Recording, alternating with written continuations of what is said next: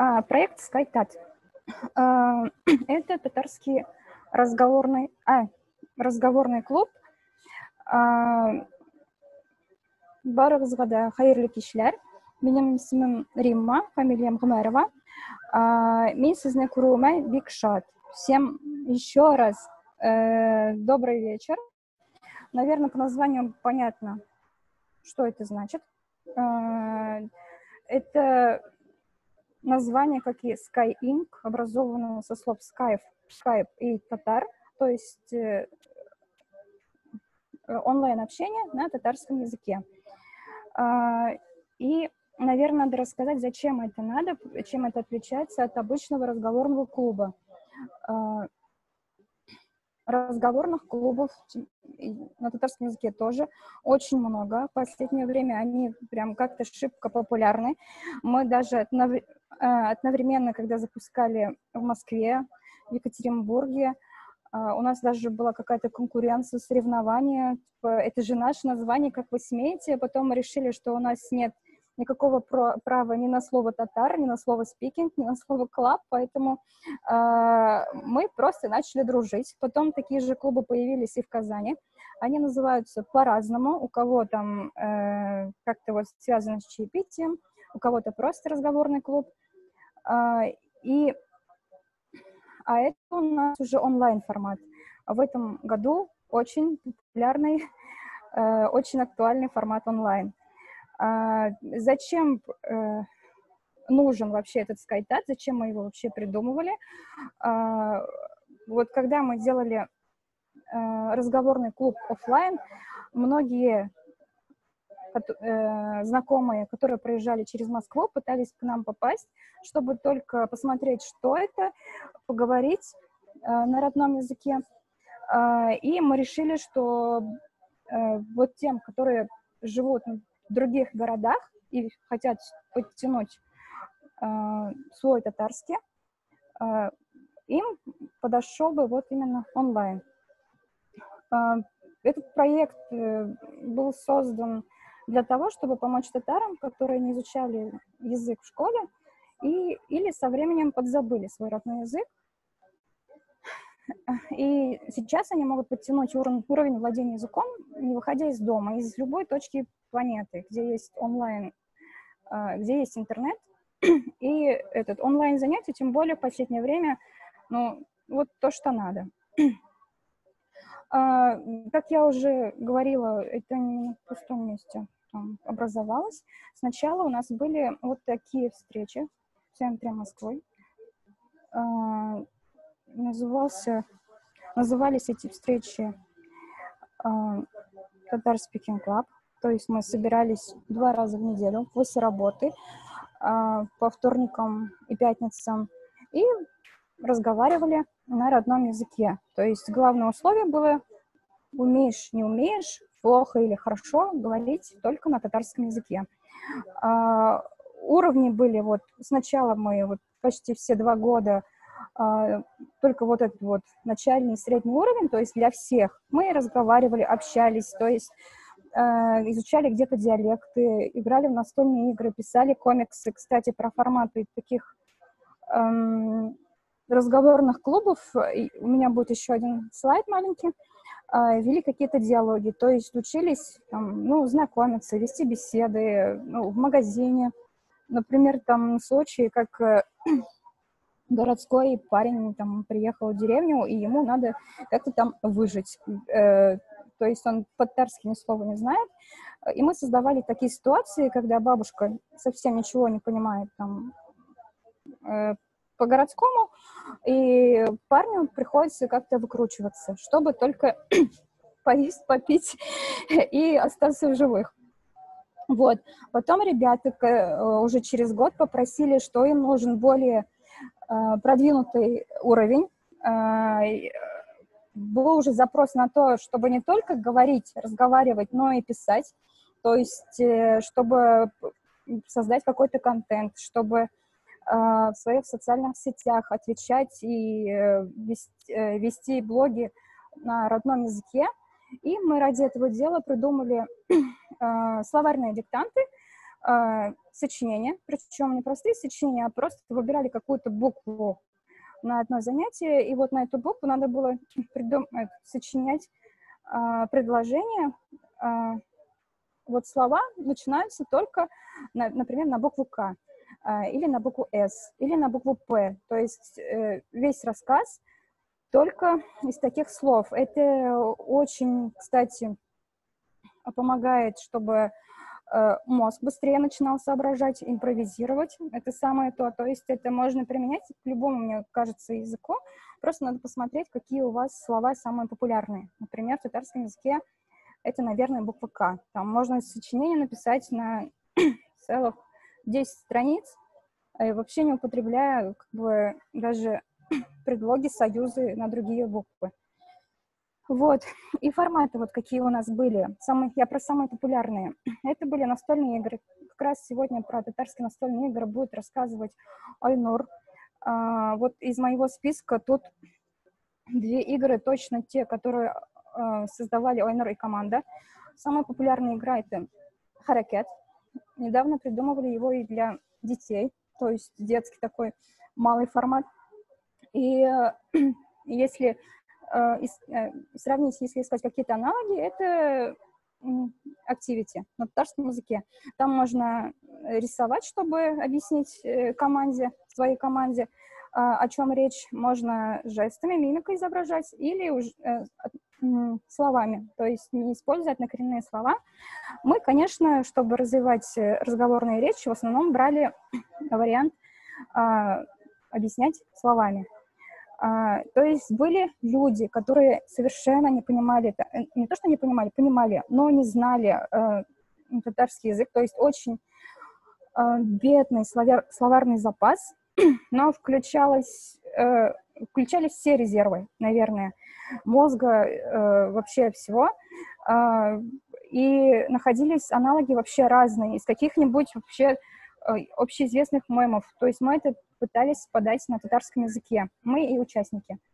Следующий формат — это читка, то есть мы читали или пьесы, или какой-то маленький рассказ, или вот самый популярный формат — мы разбирали тексты популярных песен, потому что татары очень любят петь, и многие песни они любят, но не знают, о чем речь. Вот. И следующая моя любимая тема — это комиксы, мой любимый формат. У нас были такие рабочие тетради, и мы туда по очереди рисовали комиксы. То есть мы брали листок и запускали по аудитории, и каждый туда дорисовывал что-то свое, какую-то вот ситуацию, развивал сюжет, и сам же это все комментировал, рассказывал, о чем речь. То есть получалась такая творческая, но при этом языковая ситуация. Вот. Дальше. Для тех, кто затруднялся во время игры, во время вот этих комиксов с созданием каких-то предложений или переводом, у нас были бессменные такие помощники, словари. Это вот Translate Tatar, suzlib.ru и переводчик Яндекса, которые, кстати, недавно только усовершенствовали, и можно почти спокойно пользоваться. Вот. И вот первый шаг был — это Tatar Speaking Club, то есть офлайн разговорный клуб. Следующий наш такой шаг, можно сказать, это было участие в образовательном форуме руководителей татарских молодежных организаций в Иннополисе, который организовал Всемирный форум татарской молодежи. Я не думала, что это станет каким-то шагом для развития нашего проекта, но там было, проще говоря, грубо говоря, здорово, потому что мы выслушали кучу проектов, мы получили обратную связь и от других общественников, и от экспертов, получили оценку и вообще убойную дозу мотивации. И в итоге наш проект SkyTat после презентации, получается, занял первое место. Мы поделили приз с ребятами из Урбан-Татар, из Набережных Челнов, но мы решили, что Набережным Челнам эти деньги больше пригодятся, поэтому подарили, нет, мы подарили эти деньги, по-моему, сибирским татарам, вот второму месту, а мотивация все равно осталась, и мы начали уже вести вот эти онлайн-встречи, начали в феврале этого года. То есть за 2 недели до начала вот этого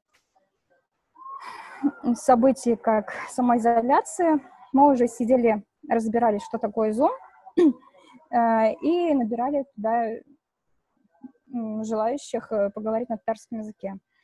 Потому что подключиться к этим встречам очень просто. Надо просто скачать Zoom, посмотреть пару лайфхаков, как там что делать, настроить его и узнать расписание уроков и подключиться. Процесс, вот, есть скрин с компьютера, есть скрин с телефона. У нас занятия, конечно, там могут включать только до 8 человек, ну, потому что формат такой, если больше, то внимание уже рассеивается, но мы иногда устраивали просто не для изучения, не для развития чего-то, а просто чтобы высказаться, обсуждать. Например, вот на первой фотографии слева мы обсуждаем, какие есть классные татарские проекты для развития языка. Тут подключились ребята из Голландии, из Москвы, из Великобритании, из Астрахани, то есть разные.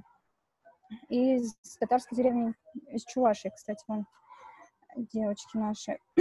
Вот, ну, скромно говоря, там наша география — это весь мир, там, где есть татары, то есть можно подключиться с любой точки мира. Вот варианты занятий с 1 сентября этого года.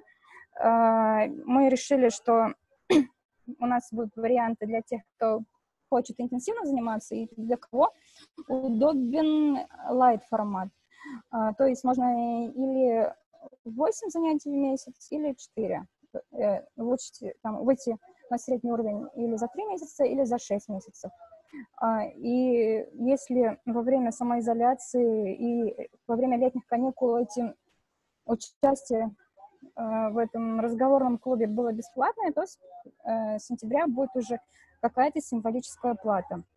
Уровни, конечно, начальный, средний, высокий. То есть у нас один преподаватель, например, берет только начальный уровень, потому что она сама уже больше 15 лет преподает татарский язык, и ей удобно вот заниматься тем, кто на начальном уровне. Остальные, ну, мы не называем их преподаватели, они у нас модераторы, то есть они модерируют вот этот вот разговорный процесс.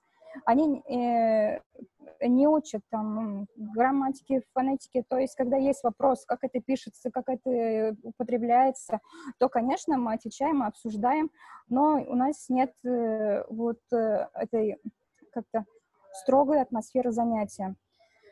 То есть люди подключаются, это могут быть те, которые или когда-то изучали татарский, или вообще не изучали. То есть условия очень такие демократичные, как бы общаемся в самой дружеской атмосфере и на разные темы. Тут важно сказать, конечно, онлайн-занятия сильно отличаются от офлайн. То есть если в офлайне можно импровизировать прям по ходу занятия, то есть можно все что угодно, но взять, нарисовать, показать, то во время онлайна уже не поиграешь в обычные настольные игры. Мы, конечно, под это дело используем игру «Крокодил». Это когда надо какие-то ассоциации приводить. Это у нас обычные традиционные субботние утренние занятия, когда этот народ подключается лишь бы поиграть. А в другие, ну, в будние дни, там, конечно, посерьезнее темы. Мы где-то читаем по ролям спектакли. По четвергам, когда у нас ведет вот, девушка-вокалистка, она даже устраивает занятия с песнями, то есть сидят 8 человек и поют какую-то известную татарскую песню. Но она выбирает не только песни, у нее разные темы. Татарские там, анекдоты, татарские сказки, татарские пословицы, поговорки. Каждый раз какие-то новые задания, какие-то новые флешмобы. То есть каждый преподаватель выбирает себе удобный формат и этим, получается, подбирает себе аудиторию. Вот. Все наши новости, все наши ссылки на занятия, какие-то скрины там занятий, то есть какие-то выдержки с этих занятий мы вводим в наш телеграм-канал, и там уже все ссылки на наши другие социальные сети. Вот. Можете подключиться, посмотреть, поинтересоваться. Вот. Барыгызга Бекзур рахмат. Если есть вопросы, можете задавать сейчас или написать вот по этим адресам в Инстаграм, ну или в Телеграме, если меня найдете. И на этом я заканчиваю. Спасибо. Я не видела чат, извините. Так, хайырлы кишләр. Так. Ох, у кого-то 11 часов ночи, у кого-то 6 часов вечера, 7 часов вечера у нас в Москве, 5 часов и, по-моему, 25 минут. Хайырлы кишләр, башкортлар. Ну, вот пришел какой-то великий знаток татарского языка, наверное, или из разговорных клубов. Не лучше ли в обучающих целях, например, переводить мультфильмы, заодно еще и для других польза получится? Мультфильмы — это пассивное упражнение, игры активные, что намного полезнее. Так, все круто, круто, круто. Белый цейд. Будет ли портал в интернете с собранием всех практик, которые мы тут видим? Если да, то где именно? У нас есть YouTube-канал. Джулстан, помоги, пожалуйста, закинь сюда ссылку на этот YouTube-канал, куда мы выкладывали выступления с первой конференции. Я, кстати, сейчас отвечу насчет мультфильмов. Татарстан. Да, я, кстати, не в Татарстане, я в Московской области, забыла сказать. Но родом, конечно, из Татарстана. 5 часов вечера в Великом Новгороде, Столица. Так, погодите. Откуда люди узнают о клубе? По-разному. Мы пишем в своих соцсетях, то есть из личных аккаунтов. И во всяких татарских группах, где сами состоим админами, узнают через Telegram, через Instagram, Facebook, ВКонтакте, по-разному. Тем более у нас есть ребята, которые активно участвовали в жизни Татар Speaking Club, то есть офлайн клуба, еще когда он был офлайн. Как находите желающих модераторов? Иногда они нас сами находят, иногда мы сами. У нас же есть знакомые, которые или ведут эти занятия уже сами, и мы их подключаем к нам. Они через нас продвигают и свои занятия, и, получается, у нас тоже подключается вот к разговорному именно клубу, потому что все, что там обычно есть в интернете, в Москве, в Казани, в каких-то зарубежных городах, где есть татары, это в основном курсы татарского языка, то есть это занятия, уроки. Там изучают вот как раз вот эти вот падежи, правописание и прочее, а у нас более такой легкий формат даже для самих преподавателей, то есть надо просто находить такие темы, чтобы разговорить тех, кто до этого боялся разговаривать. Так. Легко сказать, вопрос есть в чате, потому что я только так это все пролистываю. Насчет серьезной работы, как перевода мультфильмов. Я все-таки считаю, что если заниматься переводом, то это нужен более такой серьезный подход, то есть, мне кажется, тут нужны профессионалы, и если переводить его только на вот такой там разговорный язык, где мы говорим там, где-то кто-то диалектизмами разговаривает, кто-то просто по приколу, то, мне кажется, это будет не слишком честно по отношению к детям, которые будут смотреть эти мультфильмы. И я знаю, я горжусь тем, что очень много энтузиастов в Татарстане и вообще, которые уже занимаются этим. Например, есть ребята, которые вот этот знаменитый известный мультик там «Три кота» перевели на татарский язык и постоянно выкладывают где-то в чатах. А насчет того, чтобы принести какую-то пользу, я не знаю, польза это или нет. Вот, например, когда у нас был Tatar Speaking Club, мы взяли на себя ответственность, ну, не то что ответственность, смелость, и провели такой аудит татарских театров из Татарстана, как они используют татарский язык. Может ли татароговорящий человек, который не знает русский язык, купить у них билет, узнать про онлайн-продажу этих билетов, разобраться на сайте, разобраться в этих соцсетях, употребляют ли они там татарский язык, или все только на русском, или они просто забили на татарский язык, то есть у них есть какая-то вот часть с татарским языком, но он сильно отстает от русскоязычной части. Вот. Получили, конечно, много нелестной обратной связи, потому что все, конечно, думают, и, может, они даже правы, что их театр самый лучший, они там фанаты своего дела, но мы это не отрицаем, мы просто смотрели, показывали, где чего-то не хватает, то есть никакого негатива не было. Наши ребята, которые вот изъявили желание участвовать в этом аудите, они, то есть это такой выход из зоны комфорта, им приходилось звонить этим театрам и спрашивать на татарском, то есть на ломаном татарском, не переходя на русский язык, как у них можно купить билеты и как эту информацию можно найти на сайте. У нас была большая такая таблица со всякими этими оценками по чек-листу, то есть это был такой интересный опыт. И, если честно,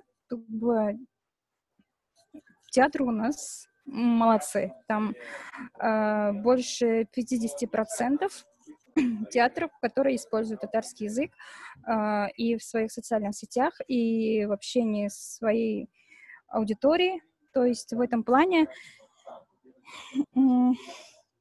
конечно, есть куда расти, но мы сами не ожидали, что результаты будут такие, ну, хорошие.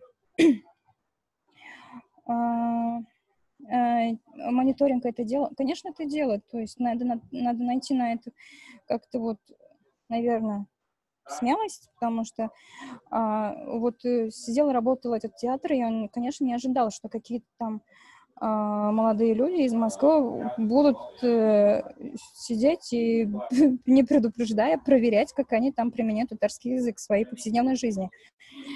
Это, ну, на самом деле, этот аудит был уже очень давно, в начале 2018 года, то есть сейчас, я думаю, там результаты, они не актуальные. Ой, вот Диана пишет. Диана у нас активный участник SkyTata. Она сейчас находится в Москве, но еще она руководит татарско-башкирской сообществом в Лондоне. Благодаря Лениному клубу мы основали Tatar Speaking Club в Лондоне. Да, есть чем гордиться. Вот. Мне... Да, можно, на самом деле, можно аудировать все, что хотите, все, что вам интересно, потому что это все-таки и какой-то движ, то есть для команды это интересно, во-первых. Во-вторых, я думаю, что есть польза и для тех учреждений, по отношению к которых запускаются такие инициативы. У нас мне кажется, уже должен следующий выступить спикер, если я правильно помню расписание. Поэтому я готова дать слово Вадиму. Вадим, вы здесь? То есть всем огромное спасибо, всем большой рахмат за то, что вот послушали, за то, что дали такой хороший фидбэк. Если есть какие-то еще вопросы, какие-то, не знаю, там, нужен, не знаю, там, мастер-класс, я всегда открыта. Можете написать мне и в WhatsApp, и в Телеграме, в чате, и в любых социальных сетях. Чувство юмора у меня, конечно, татарское, то есть безграничное, но в плане вот помощи другим национальным языкам, насчет поддержки этих языков, я всегда только за, я могу включить максимальную серьезность. Так, давайте посмотрим расписание, где у нас Вадим. 17. У нас, кажется, еще 4 минуты, поэтому можете задавать вопросы. Ух ты, вопрос с подвохом. Как вы думаете, если коммерческое будущее разговорного клуба? Вопрос от коммерческого директора Скайтата, который предложил сделать занятия платными. Я думаю, что есть, этому есть немало примеров. Я не про Skyeng, я не про разговорные клубы английского или других языков. Есть даже такие же примеры с татарским языком, то есть на изучение татарского языка как бы люди готовы платить. Мы видим это по школе у Марта, например, в Москве, по детским онлайн-школам, которые есть в интернете. Вот, например, которые делает Алима из Канады для детей. Поэтому я думаю, что коммерческое будущее есть, только надо умело над этим работать. Надежда Гаврилова. Давайте собираться утром по времени Москвы. Тогда многие, в том числе или земляки из Якутии, имеют возможность полноценно принимать участие. Да, хорошо, спасибо. Мы всегда готовы вот к таким предложениям по времени. В чем может быть сложность этих, даже для организаторов этих разговорных клубов онлайн?